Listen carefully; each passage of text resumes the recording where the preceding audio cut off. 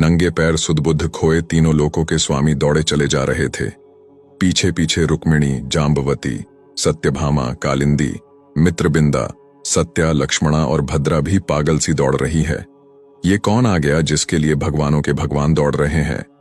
मंत्री, सेनापति, द्वारपाल सब जड़ होकर खड़े हैं। ऊपर ब्रह्मा जी, कैलाशपति, बृहस्पति, देवराजेंद्र, सूर्य, चंद्र, यम, शनि सबकी चाल रुक गई। पशु पक्षी, नगर गांव सब के सब थम गए। खुद भाग्य विधाता, माया के रचयिता, प्रेम के वशीभूत अश्रु बहाते दौड़ रहे हैं। महल के द्वार से फटेहाल वस्त्र में भगवा वस्त्रधारे सुदामा लौट रहे हैं। उनके पैरों में बिवाई पड़ी थी, कमर झुकी जा रही थी, मानो गरीबी ने उनके देह को भी दरिद्र से भर दिया हो। सखा, सखा कहते दौड़ते हुए श्री कृष्ण उस गरीब ब्राह्मण के गले जा लगे। पल, क्षण, घड़ियां बीतती रहीं। अश्रुओं की बारिश में भीगे दोनों मित्र एक दूजे के गले लगे रहे। देवगण, गंधर्व, मनुष्य, पशु, पक्षी सब मंत्र मुग्ध से प्रेम के इस पावन मिलन को देखते रहे। रुक्मणी के पुकारने पर भगवान को स्मरण हुआ कि सुदामा को अंदर लेकर जाना चाहिए। सुदामा के दोनों पैरों को धोते हुए प्रेम से अश्रुधारा गिराते श्री कृष्ण बार बार मेरे सखा, मेरे सखा बस यही पुकारते रहे। जब सुदामा की खूब सेवा हो गई तो श्री कृष्ण ने सुदामा से कहा, सखा, मेरे लिए भाभी जी में क्या भेजा है? संकोच के मारे सुदामा चावल की पोटली को छुपाने का प्रयास करने लगे और मदन मुरारी ने मुस्कुराते हुए उनसे वो पोटली छीन ली। बड़े भाव से श्री कृष्ण ने पोटली से पहली मुट्ठी भरकर खाई और सारे स्वर्ग का वैभव सुदामा के नाम कर दिया।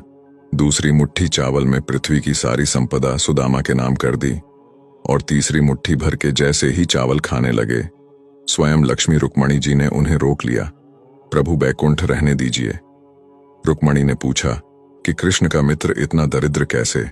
तब भगवान ने इसके पीछे की कथा बताई। जब 5 दिन से भूखी ब्राह्मणी को भिक्षा में 3 मुट्ठी चने मिले तो उसने उसे पोटली में बांधकर सिरहाने रख दिया कि स्नान ध्यान के बाद ग्रहण करूंगी। पर चोर चुरा कर दौड़ गया तो ब्राह्मणी ने शोर मचाया। लोगों के पीछा करने पर डर के मारे चोर चने की पोटली संदीपनी आर्षि के आश्रम में गिरा गया। उधर ब्राह्मणी ने श्राप दिया, जो ये चने खाएगा दरिद्र हो जाएगा। गुरु माता ने वही पोटली श्री कृष्ण और सुदामा को पकड़ाई कि जब जंगल से लकड़ी लाने जाओ और भूख लगे तो ये खा लेना। सुदामा ब्रह्मज्ञानी पोटली हाथ में लेते ही रहस्य जान गए और सारे चने स्वयं खा गए।